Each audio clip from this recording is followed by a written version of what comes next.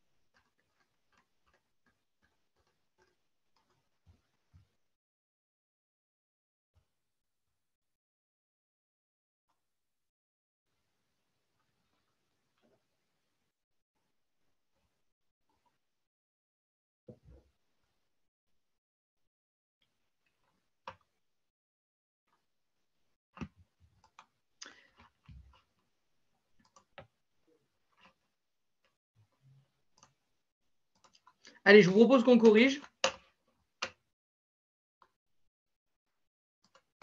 Du coup, vous êtes d'accord avec moi? Vous voyez bien le document, vous l'avez sous les yeux?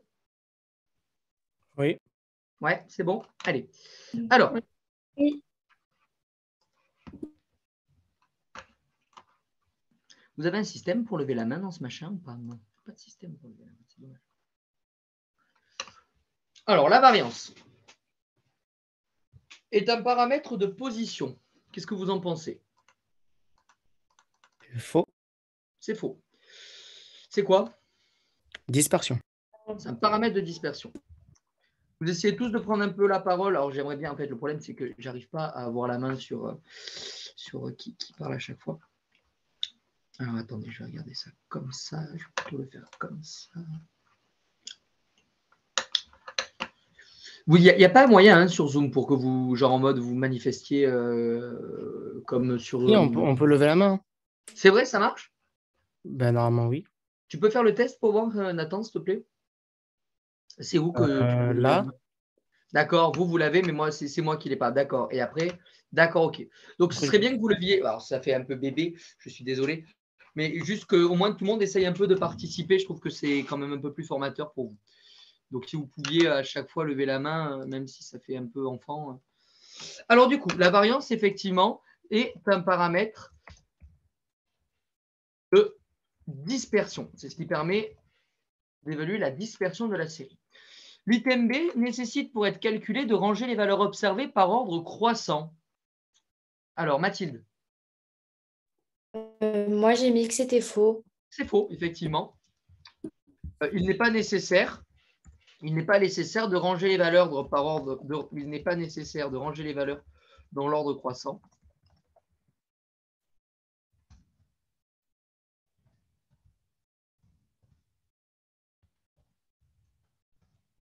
Il est nécessaire de ranger les valeurs dans l'ordre croissant pour calculer la variance. Alors, la variance, est-ce qu'elle s'exprime dans les mêmes unités que la variable dont elle caractérise la distribution? Je vous écoute. Alors, est-ce qu'il y a quelqu'un qui a une idée de la réponse à cet item? Allez, il faut que ça fuse, hein. Il faut que vous soyez réactifs là. On n'a qu'une heure, il faut que vous soyez à fond. Alors, quelqu'un, au pif, n'importe qui pense, qui a répondu à cette question? Allez, quelqu'un d'autre que Mathilde, elle vient de prendre la parole. Alors, je ne sais pas qui. Alors, YRG. Moi, j'ai mis faux. C'est faux. C'est faux puisque la variance, c'est la somme des xi moins x bar au carré. Donc, ça, si c'est des newtons, ce sera des newtons carrés. Si c'est des moles, ce sera des moles carrés. C'est faux. Ne s'exprime pas dans les mêmes unités. Effectivement.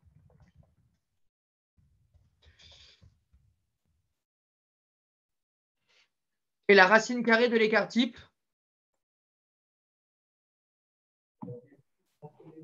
Alors, il y a quelqu'un? C'est faux. C'est faux. C'est quoi? C'est l'inverse, c'est l'écart type, c'est la racine carrée de la variance. Ou tu peux dire que la variance, c'est le carré de l'écart type.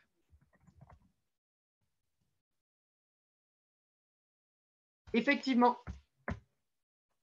Donc, les propositions A, B, C et D sont fausses. Pas de questions? Je peux enchaîner? Ouais. Super. Oui. Alors, soit les données suivantes, 0, 10, 0, 30, 20, 40, 50, 60, 90, 80, 90. Alors, on vous donne des valeurs. Et alors là, l'avantage de cette question, c'est qu'on vous dit, le premier quartile, c'est quoi? 0, 50, 10, 20 ou aucun des 4 items proposés précédemment. Dans ce genre de questions, vous n'allez pas faire, alors, est-ce que c'est 0? On regarde. Est-ce que c'est 50? On regarde. En fait, on fait une correction en bas où on calcule le quartile et on regarde, en fait, quelle proposition va être la bonne. Quelle chose on doit faire pour pouvoir calculer le quartile de cette série de valeurs? Quel est le premier réflexe à faire? Ordonné par ordre croissant. Exactement. Bon, Mathilde, tu avais sûrement la réponse aussi. On ordonne par ordre croissant. Alors, je l'ai fait pour ne pas perdre de temps. Et quand on ordonne dans l'ordre croissant, on obtient ce que je vais vous coller ici. C'est-à-dire, hop, voilà. Je le mets en rouge et j'enlève l'italique. Prenez des captures d'écran au fur et à mesure. Comme ça, c'est mon doc source. Je ne pourrais pas l'enregistrer comme ça. Prenez au fur et à mesure les corrections. Donc, l'ordre croissant donne ça. Du coup, on obtient quand même une série avec 11 valeurs. Donc, en fait, il y a… Pourquoi ça ne marche pas correctement? Voilà. Donc, il y a 11 valeurs dans cette série. Donc, la valeur, enfin, le premier quartile correspond à la combienième de valeur? Vous savez? C'est la quelième?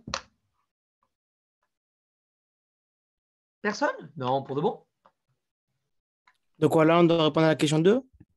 Là, on répond à la question 2. Ouais. Alors, je suis en train de vous faire le corriger. Vous l'avez sous les yeux en rouge. Moi, j'ai mis la D. Non, mais avant, mais c'est faux. Je demande, je suis en train de vous dire, il y a 11. Est-ce que vous voyez ma correction en rouge? Oui. Ok. Donc, vous êtes d'accord qu'il y a 11 valeurs dans cette série. S'il y a 11 valeurs dans une série, le premier quartile, c'est la quelième de valeur? 0. 0? Non. C'est quoi C'est le la premier troisième? quartile? C'est la Vu que troisième. c'est impair. Ah, oui. C'est lui le premier quartile. Parce que 1, 2, 3, 4, 5, 6, 7, 8, 9, en tout cas, on sait qu'il y a au moins 25% des observations qui sont au-dessus. Le premier quartile, c'est la troisième valeur. Donc, c'est 10. Il y en a qui n'ont pas compris? Mathilde? Mais moi, en fait, j'avais une question par rapport à ça. C'est que je ne comprends pas comment on calcule des quartiles quand l'effectif, ce n'est pas un multiple de 4. Eh ben, moi, ce que je fais généralement, alors ça, c'est le premier quartile, c'est facile. Moi, je fais 11 divisé par 3 et je prends la valeur au-dessus. Divisé par 3. Par 4. Ah, Pardon. ok. Ok. Donc, du coup, si tu veux, quand tu fais 11 divisé par 4, ça te fait exactement 2,75. Donc, j'ai pris 3. OK? Ok, ça va. Merci. Allez, je vous laisse faire la 3. Je vous laisse faire la question 3. Vous en avez là pour le coup pour 1 minute, montre en main. On la corrige, ensuite on passe au problème. Allez, c'est parti.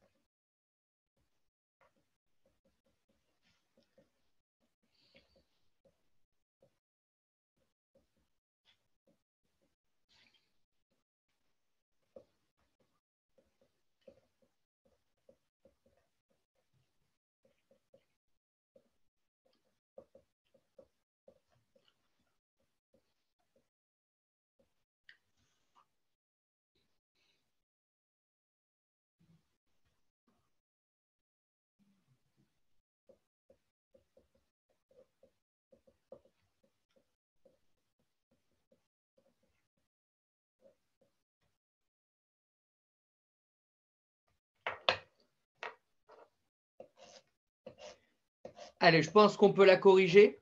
Alors, pareil, ce genre de question, on vous dit, on vous donne une variable, intensité de la douleur 24 heures après une intervention chirurgicale, que l'on code en pas de douleur, douleur modérée, douleur intense, douleur insupportable. On vous dit, est-ce qu'elle est quantitative continue, est-ce qu'elle est quantitative discrète, est-ce qu'elle est qualitative ou est-ce qu'elle est ordinale? Moi, je dis, ce serait peut-être mieux qu'on donne la réponse directement et qu'ensuite on voit ce que ça donne. Mais c'est plus simple. Alors, qu'est-ce que vous en pensez au sujet de cette variable? Elle est comment? C'est une variable comment, Nathan? Ordinal. Ordinale, mais elle est aussi Qualitative. qualitative. Effectivement, les modalités sont sous la forme, pas de nombre déjà, et qui peuvent s'ordonner selon une échelle d'intensité. Ici, la douleur. Donc, il s'agit d'une variable qualitative car les modalités ne sont pas des nombres. On a des modalités, bon, alors j'allais dire c'est une variable qualitative parce que les modalités sont qualitatives, mais bon, les modalités ne sont pas des nombres et il s'agit d'une variable ordinale car les modalités peuvent s'ordonner selon une échelle d'intensité. Car les modalités peuvent s'ordonner selon une échelle d'intensité. Et ça, c'est important. Donc, effectivement, il s'agissait des deux dernières réponses. Est-ce qu'il y a des questions là-dessus? Bon, ça, généralement, vous réussissez plutôt bien. C'est bon?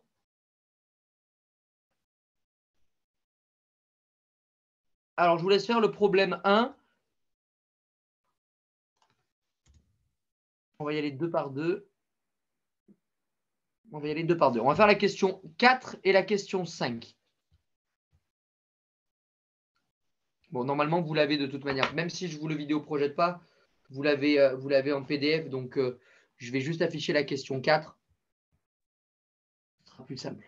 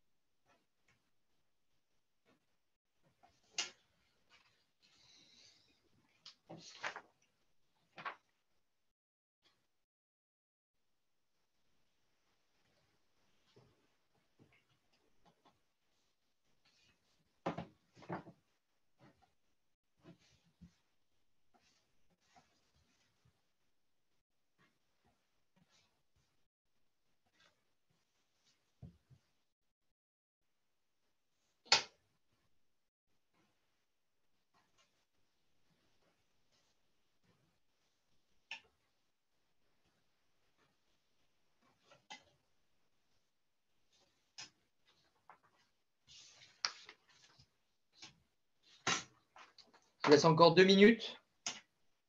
3 peut-être. Je sais qu'il y a des calculs à faire après pour les autres questions. C'est pas immédiat.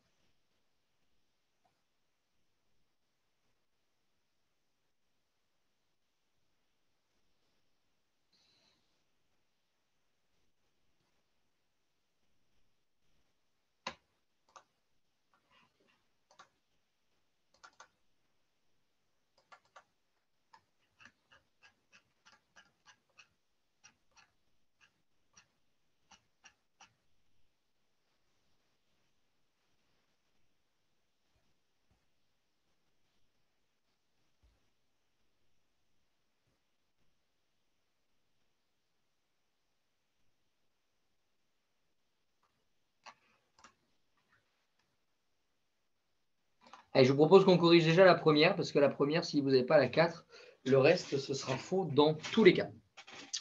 Alors, premier item, on vous dit, en fait, on vous donne un problème avec des données, je ne peux pas dire qu'on va se servir de tout, et on vous parle de la moyenne de la pression artérielle systolique au repos qui est à 140 mg millihectogrammes. Qu'est-ce que vous en pensez?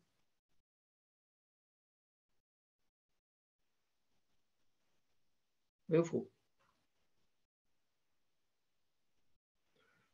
Vous en pensez rien. C'est génial. Non, sans déconner. Qu'est-ce que vous en pensez là? La première. Déjà, est-ce qu'on peut estimer la moyenne dans cet échantillon? Oui. Pourquoi? Comment on estime la moyenne dans un échantillon? Oui, Mathilde?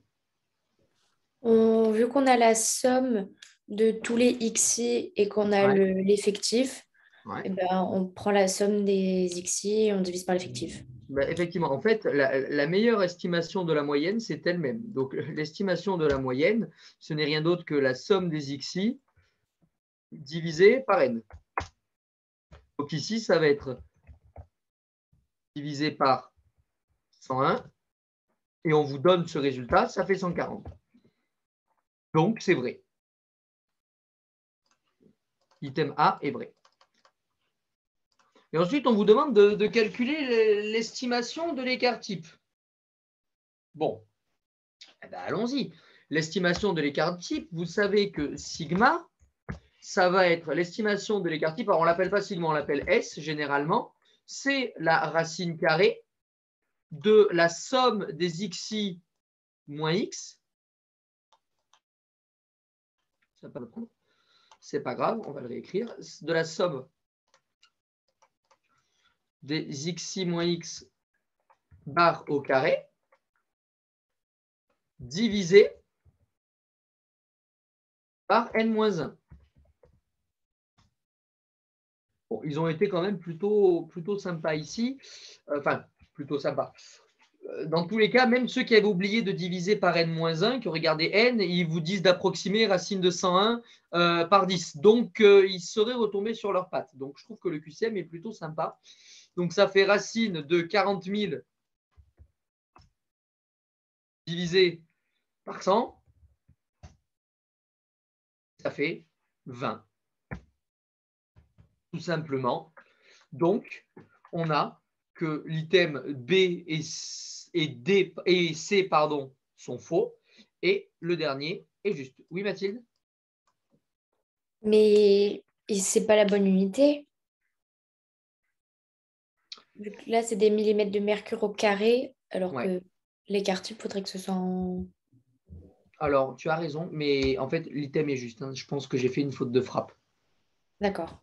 L'item est juste. Tu sais pourquoi l'item est juste? Parce que tu en as besoin ensuite dans la question suivante pour calculer avec la loi normale. Donc, il fallait quand même s'assurer que l'élève trouve le truc. Au pire, il aurait trouvé 20, mais effectivement, c'est une faute de frappe. C'est des millimètres par mercure, mais pas au carré. Mais c'est une très, très bonne remarque. Euh, auquel cas, imaginez que, alors, en tout cas, moi, c'est ce que j'attendais de vous à cette question, mais imaginez qu'il y a le carré ici, franchement, ce serait des chiens. Mais ils peuvent, ils peuvent parce que tout à l'heure, on vous parle des unités. Mais ici, c'est une erreur de ma part, c'est une erreur de frappe. Je voulais que vous trouviez l'écart type parmi les trois. Mais alors, s'ils font ça, c'est vraiment des chiens, mais faites gaffe, parce qu'alors eux, ils n'en ont rien à faire, ils sont capables de le faire. Donc, excellente remarque. On peut même le rajouter si vous voulez. Bien checker l'unité de l'écart type.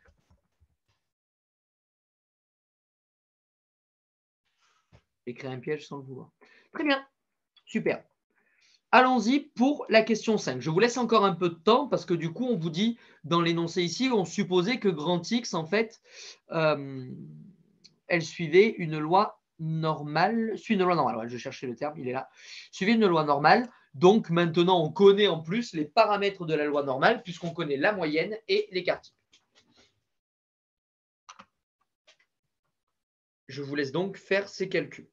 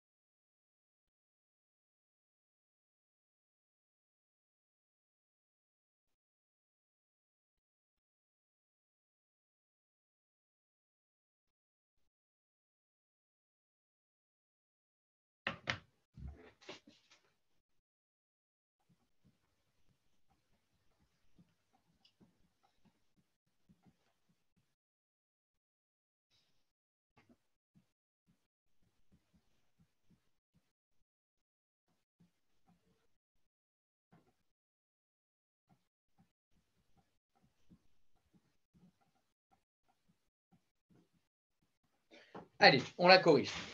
Soit une femme de la population des femmes enceintes de plus de 8 mois. Les données de l'énoncé ne permettent pas de calculer la probabilité que cette femme ait une pression artérielle systolique inférieure à 1000 millimètres de mercure. Alors, qu'est-ce que vous en pensez? Donc, on a bien 140. Qu'est-ce que vous en pensez? On peut le calculer ou on ne peut pas le calculer? Allez, les gars, il faut absolument que vous bougiez là. Il faut que vous ayez les réponses à ces questions-là. Est-ce qu'on peut ou pas calculer cette proba?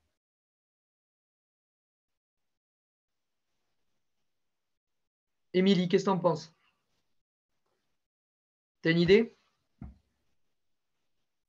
Non. Aucune?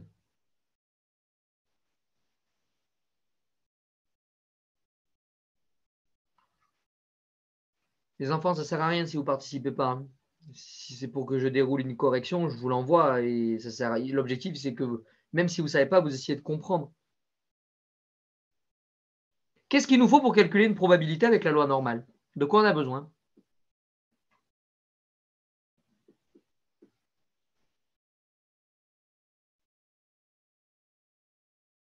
Émilie, de quoi on a besoin pour calculer une proba avec la loi normale?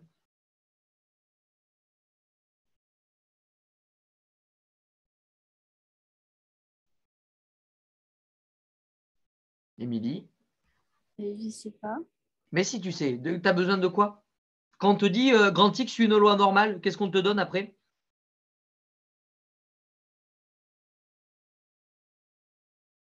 La moyenne, Et l'écart type. super. D'après la question précédente, est-ce que tu as la moyenne et l'écart type de grand X? Oui. Donc, est-ce que tu peux calculer les probabilités? Oui. C'est bon. Donc, tu as gagné. Voilà, c'était pas compliqué. On peut calculer cette probabilité car on connaît la loi de grand X.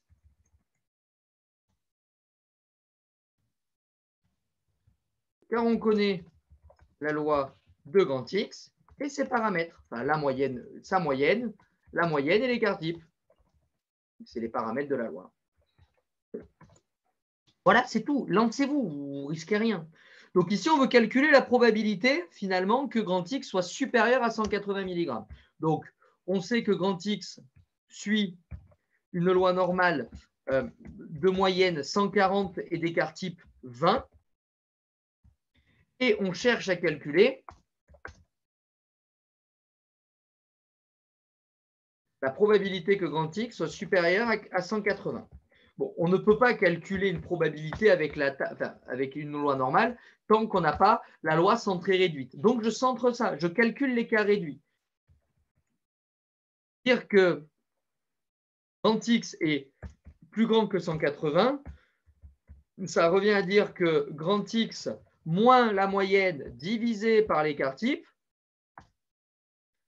est plus grand que du coup 180 moins la moyenne divisé par l'écart type.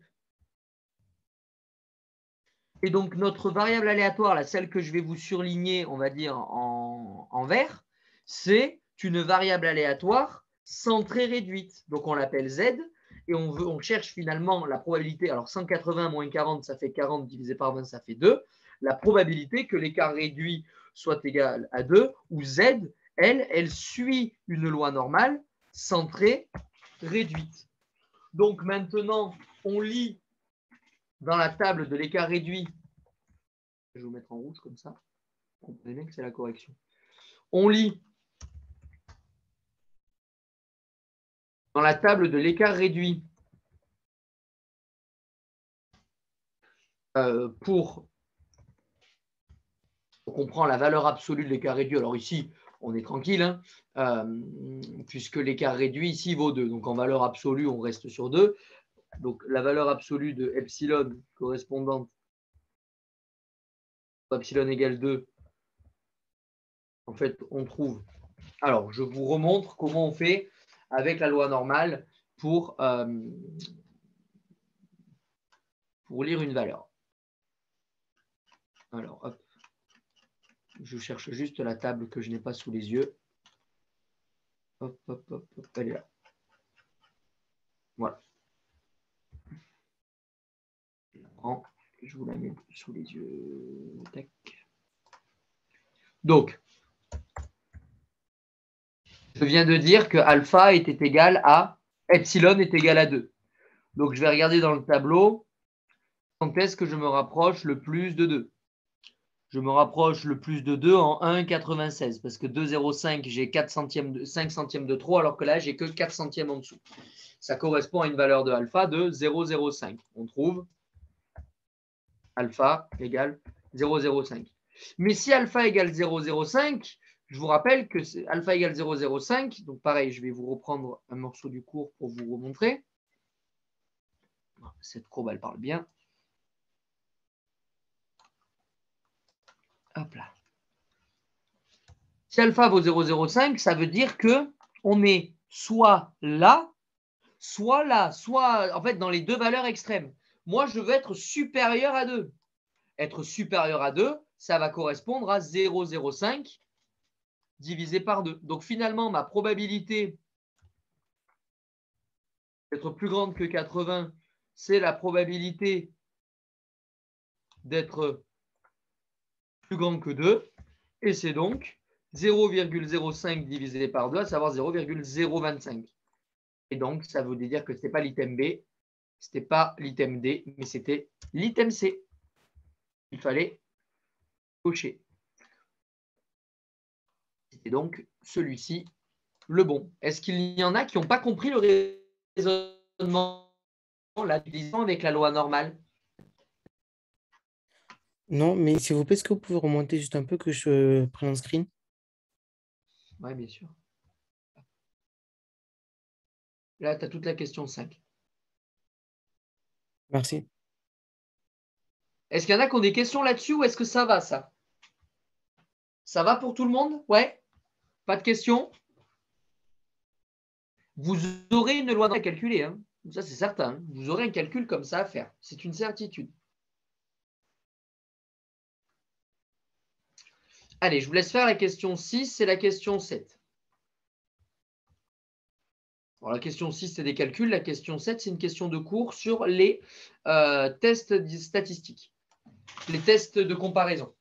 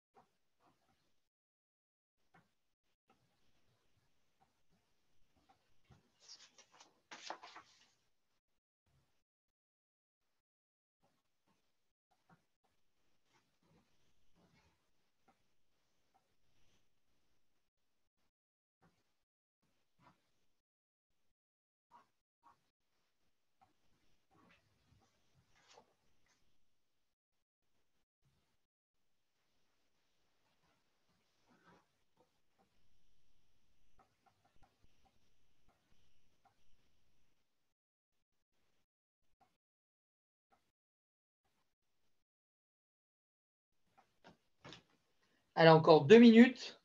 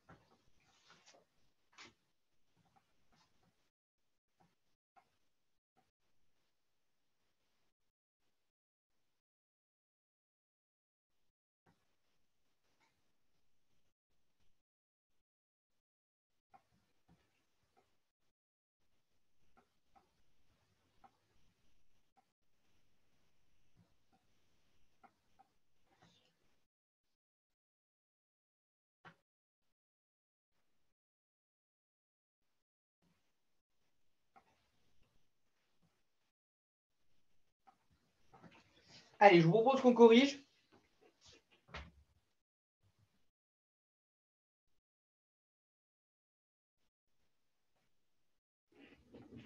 Alors, compte tenu de l'énoncé, on peut dire au sujet de l'intervalle de confiance à 95% de la moyenne que de la pression artérielle systolique au repos des femmes enceintes de plus de 8 mois, que les données de l'énoncé ne permettent pas de l'estimer. Qu'est-ce que vous en pensez? Est-ce qu'on peut l'estimer ou pas? Je vais tourner ma question à l'envers, un peu comme tout à l'heure avec Émilie. Tout à l'heure, je lui ai demandé de quoi on a besoin pour calculer la moyenne. Bon, mais de quoi on a besoin pour établir un intervalle de confiance à 80%, à 95% de la moyenne? On a besoin de quoi? Je ne sais pas comment je me sens seul quand personne lève la main. Je me sens seul au monde. Allez, de quoi on a besoin? Décortiquer la formule d'un intervalle de confiance. On a besoin de quoi? Mathilde? On a besoin de la moyenne et de SM. C'est ça. En fait, on a besoin de la moyenne, enfin de l'estimation de la moyenne, de l'estimation de l'écart type, et on a besoin de l'effectif. Parce que du coup, vous savez que c'est exactement les paramètres qui figurent dans la formule de votre intervalle de confiance. Donc, en correction, moi, je vous propose l'écart type ainsi qu'une estimation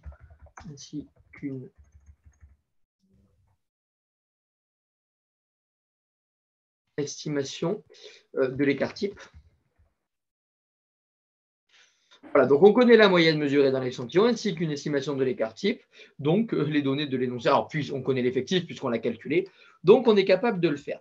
Bon, ben en fait, il n'y a plus qu'à appliquer la formule de l'intervalle de confiance. Donc, ce n'est pas compliqué, l'intervalle à 95%, je vous le mets la correction, je l'ai préparé pendant ce temps-là, c'est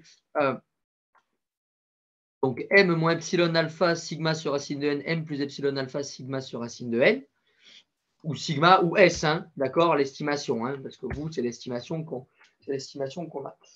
Et on obtient donc 140 moins 1,96, 20 sur racine de 101, ou 10 plus 1,96 de 20 sur racine de 101. On trouve 136, 144. Donc, ça permet d'invalider l'item B mais par contre de valider le dernier item, l'item suivant, pardon, c'est-à-dire l'item C qui est bon. L'étendue de cet intervalle, c'est-à-dire la différence entre sa bande supérieure et sa bande inférieure, aurait été 2 fois plus petite si l'échantillon avait comporté 404 femmes. Et on aurait eu conduit aux mêmes estimations de la moyenne et de la variance. Alors, pour avoir conduit aux estimations de la moyenne et de la variance, on multiplie l'échantillon par 4, mais l'estimation aurait été la même. Puisque la moyenne est elle-même une variable aléatoire. Enfin, l'estimateur de la moyenne est elle-même une variable aléatoire de moyenne, l'effectif théorique, enfin, la moyenne théorique mu. Donc, dans tous les cas, on aurait eu les mêmes. Donc, ça, là-dessus, c'est réglé. On aurait eu les mêmes estimations de la variance et de la moyenne. Par contre, est-ce que l'intervalle, c'est-à-dire l'étendue, aurait été 2 fois plus petite? Alors, regardez, pour répondre, il faut regarder un peu la gueule de l'intervalle de confiance. On divise par la racine carrée de l'écart type. Du coup, par la racine carrée de l'effectif. Si l'effectif il est 4 fois plus grand, on va diviser par une racine de 4 de plus. Racine de 4 étant égale à 2, on va diviser par 2. Donc l'intervalle, l'étendue aurait été 2 fois plus petite. D'accord? L'erreur, là, finalement, il ne vous piège pas trop. L'erreur, l'erreur classique, c'est si vous avez mis ici 202.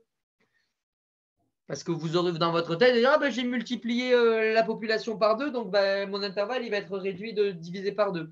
C'est plutôt l'erreur classique que commettent les élèves. Donc, il faut faire attention à ce genre de choses.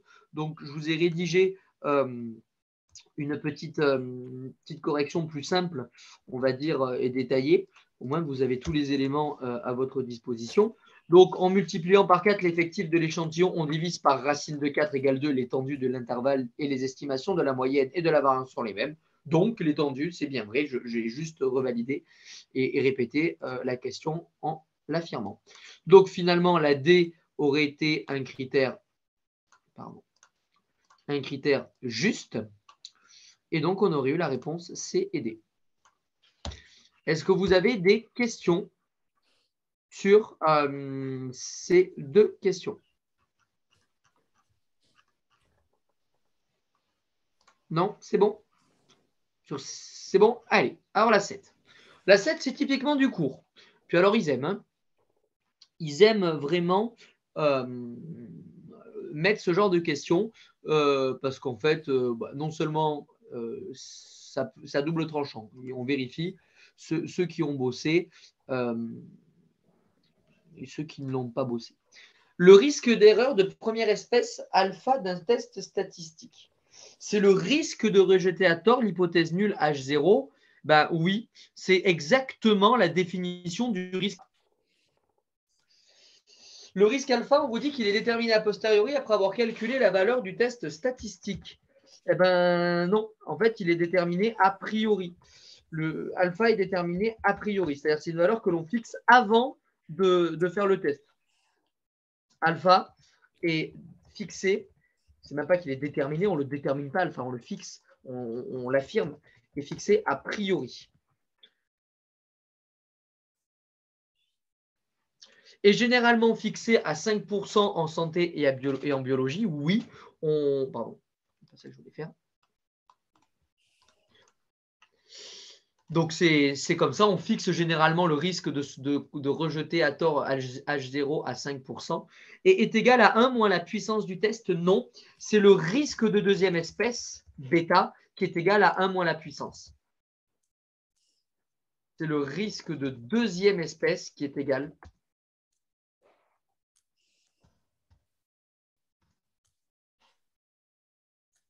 à 1 moins la puissance. Donc, il n'y avait que les réponses A et C.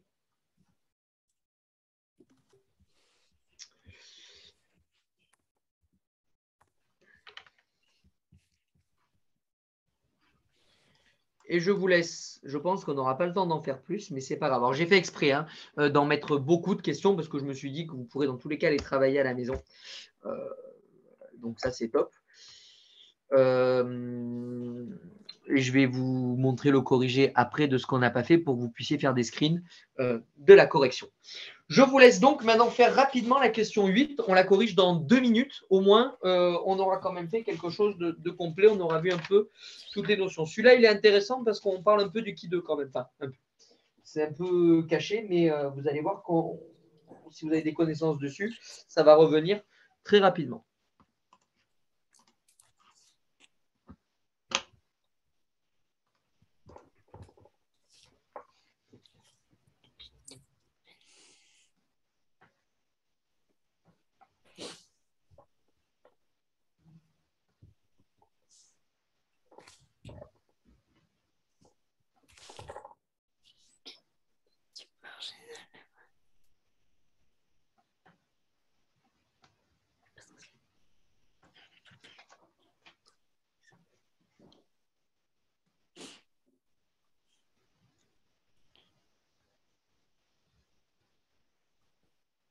Sous l'hypothèse.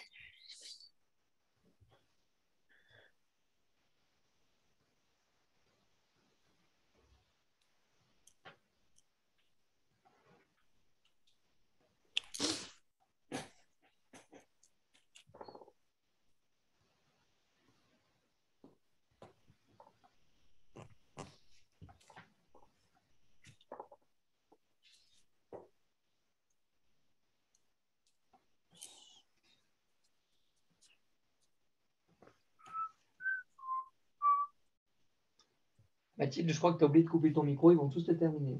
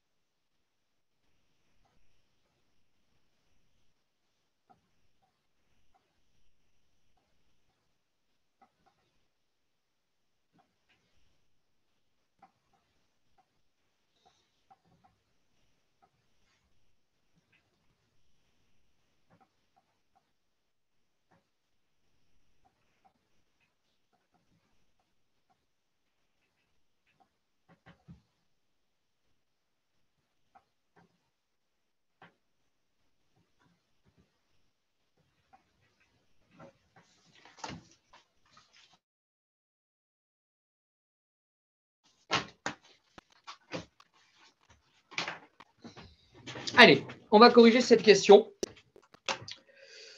C'est moi qui vais la corriger parce qu'on est un peu pris par le temps. Alors, on y va. On vous dit, avant de réaliser une otoscopie, examen du canal auditif externe et du tympan, bon blablabla, blablabla, un bouchon de cérumen est présent à l'autoscopie chez 50% des 60 patients qui utilisaient des cotons-tiges, chez 25% des 40 patients qui n'utilisaient pas des cotons-tiges. On pose l'hypothèse nulle H0 comme étant l'absence d'association, c'est-à-dire qu'il n'y a pas de différence, il y a absence de différence statistiquement significative entre l'utilisation de coton-tige et la présence de bouchons de cérumen à l'autoscopie. Déjà, on sent bien qu'on travaille avec des pourcentages, donc ça ne va pas être le test de comparaison de deux moyennes, mais qu'on va être sur du Ki2, c'est-à-dire ou du student, ou probabilité de Fisher, c'est-à-dire des tests de comparaison de pourcentage. L'effectif total est égal à 100. Ben, effectivement, quand on fait 60 plus 40, on obtient bien 100. Hein, donc ça, c'est plutôt facile à se rendre compte que la correction, là, elle vient immédiatement. Hein. OK. Donc, du coup, l'item A est juste.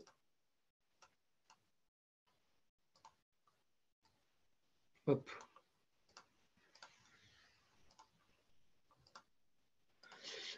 Ensuite, l'effectif observé d'utilisateurs de coton-tige ayant un bouchon de cérumen est égal à 30. Un bouchon de cérumen était présent chez 50% des 60 patients qui utilisaient le coton-tige. Donc, vous savez bien que si on calcule, en fait, il faut juste dire que 50%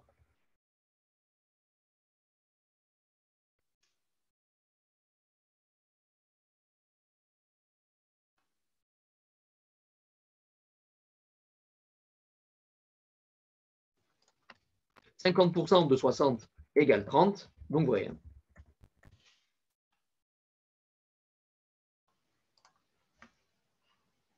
L'effectif marginal de patients ayant un bouchon de cérumen était de 40. Eh ben, en fait, on va prendre les 50% des 60 et les 25% des 40. Si je fais du coup 0,5 fois 60 plus 0,25 fois 40, j'obtiens bien 40. Enfin, si vous voulez, je le fais, ça fait 30 plus 10. Donc, l'item C est également vrai. Et on arrive à une question intéressante. Vous savez que pour que une des conditions, alors il y a deux conditions par exemple pour faire un test de comparaison de deux pourcentages en utilisant un test du Ki2, c'est l'indépendance des observations. Ici, les deux échantillons sont indépendants. C'est-à-dire soit ils utilisent des cotons-tiges, soit ils n'en utilisent pas, soit ils ont un bouchon, ou soit ils n'ont pas de bouchon. D'accord? Donc, c'est vraiment des échantillons qui sont des populations qui sont indépendantes les unes des autres. Et il faut que les effectifs théoriques attendus de chacune des cases soient plus grands que 5. Il y a une formule qui permet de calculer l'effectif théorique. Et la formule qui permet de calculer l'effectif théorique, c'est, donc la définition, c'est que l'effectif théorique d'une cellule, vous allez faire le produit des effectifs marginaux. En fait, vous allez vous placer sur la case et vous allez lire en colonne l'effectif marginal, en ligne l'effectif marginal qui correspond, et vous allez faire le produit de ces deux valeurs divisé par l'effectif total de l'échantillon. Ici, vous avez du coup, on veut faire l'effectif marginal des non-utilisateurs de coton-tige qui ont un bouchon. Donc, on sait qu'il y en a combien qui n'utilisent pas de coton-tige?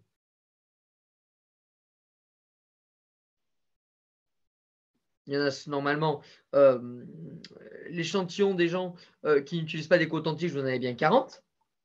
Vous avez combien de personnes en tout qui ont un bouchon de cérumen? On vient de le déterminer, c'est 40.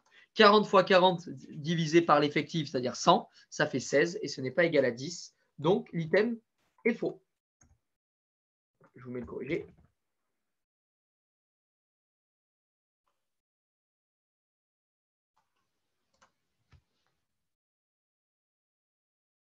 Est-ce que vous avez une question sur celui-ci? Ça va? Ouais? Oui. Super.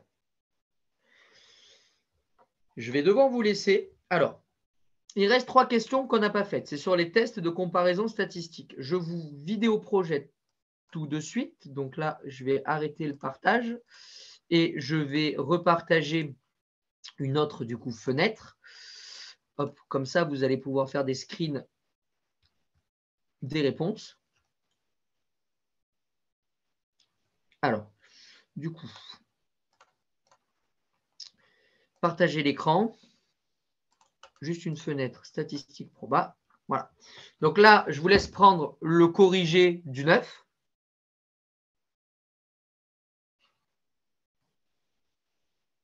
En photo. C'est bon? Ouais. Je passe. C'est pas bon? Non, ouais, c'est bon. Bon. Le 10.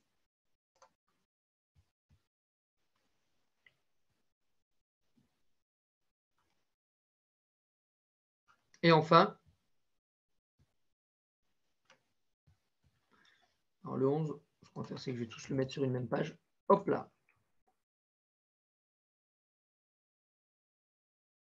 Et le 11.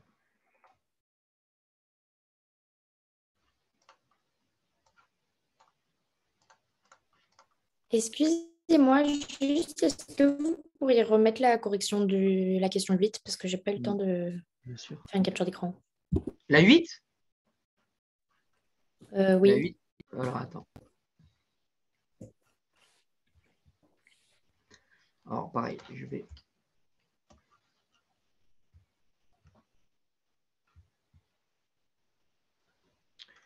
Elle est tellement grande, la 8. Voilà.